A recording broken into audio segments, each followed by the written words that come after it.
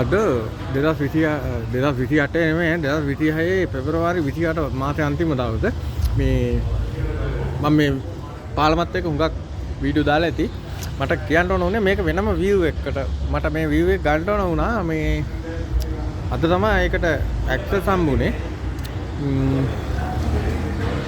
වෙලාව 6:25ට විතර ඇති උෂ්ණත්වයත් අද නම් ටිකක් වැඩි 25ක් වගේ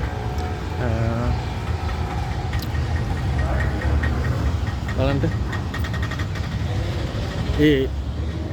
මේ පාලම හදද්දී මේක ජපන් ආධාරය යටතේ හෝ ජපන් ණයක් යටතේ ජපනිස් කට්ටිය තමයි කරේ මේකේ ජපන් ඉංජිනේරුවෙකුත් මේ මරුණා මේකේ අනතුරකදී මම එතකොට ওই 2000 ගණන් වල 2003 ASCII හවස මේ එහෙ උලපනේ මාවතුර පාරේ මේ ඒ පාලමේ මං සුපර් සිටියේ එතකොට ඒක ඉවරලා අපි එනවා මේක බලන්න. අපි කියන්නේ දයාබස් මේ ගැන් ලීඩර් වගේ කෙනෙක් හිටියා.